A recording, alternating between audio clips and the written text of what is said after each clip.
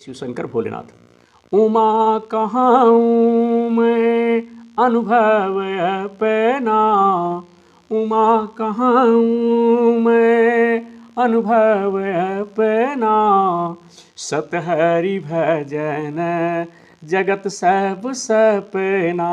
अपना कोई नहीं, सब सपना है।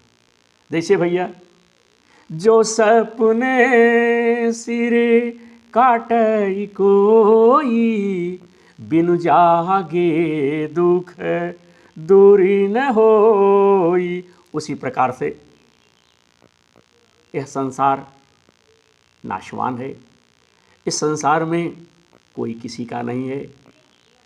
कौन हमारा पुत्र है, कौन हमारी पत्नी है, कौन हमारा आत्मीय है। कल जब हम स्वयं स्वर्गवासी हो जाएंगे तो हमारे पुत्र, हमारे भाई, हमारे मित्र, हमारे कुटुंब जब हमें छुएंगे, जब हमें स्पर्श करेंगे तो सबसे पहले हाथ धोएंगे, तब कोई कार्य करेंगे। हम और आप इतने गंदे हो जाएंगे। हरिओम नारायण। इसलिए साथियों, संसार में कोई नहीं है।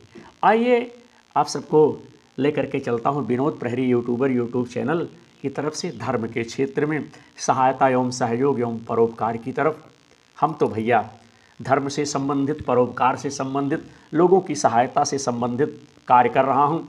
जो पुरुष होंगे, जिनके माता पिता ने अच्छा संस्कार दिया होगा, जिनकी धर्म में आस्था होगी, जो परम पिता परमेश्वर को मानते होंगे, जो सनातन धर्म पर चलते होंगे, हमारे इस कार्यक्रम में ज़रूर पदार्पण करेंगे, हमारे इस कार्यक्रम में ज़रूर सम्मिलित होंगे, ज़रूर भाग लेंगे और अपने विचारों से हमें जो है अवगत कराते रहेंगे।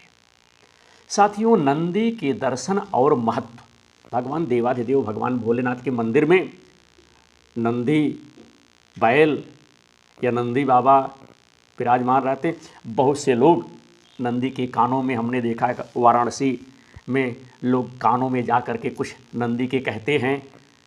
तो नंदी के कानों में कहने से लोगों की मनोकामना जो है पूर्ण होती है, नंदी पूर्ण कराते हैं। भगवान भोलेनाथ की ऐसी कृपा है। तो आइए नंदी के दर्शन और महत्व से संबंधित कुछ जानकारी इस वीडियो के माध्यम से देना चाहता हूँ। साथियों, नंदी के नेत्र सदैव अपने इष्ट को स्मरण रखने का प्रतीक है, क्योंकि नेत्रों से ही उनकी छवि मन में बसती है, रहती है, और यहीं से भक्ति की शुरुआत होती है। नंदी के नेत्र हमें ये बात सिखाते हैं, ये चीज बताते हैं कि अगर भक्ति के साथ मनुष्य में क्रोध, अहम व दुर्गुणों को पराजित करने का सामर्थ्य ना हो तो भक्ति का लक्ष्य प्राप्त नहीं होता। नंदी के दर्शन करने के बाद उनके सींगों को स्पर्श कर, छू करके माथे से लगाने का विधान है। कुछ लोग कनवा में बोलते हैं। माना जाता है कि इससे मनुष्य को सद्बुद्धि आती है, विवेक जागृत होता है। नंदी के सींग दो और बातों का प्रतीक है। वे जीवन में ज्ञान और विवेक को अपनाने का संदेश देते हैं। हरिओम। क्या देते भैया? नंदी के गले में एक सुनहरी घंटी होती है। जब इसकी आवाज आती है तो यह मन को मधुर लगती है। घंटी की मधुर धुन का मतलब है कि नंदी की किस तरह की अगर मनुष्य भी अपने भगवान की धुन में रमा रहे, जिस प्रकार से नंदी रमे रहते हैं,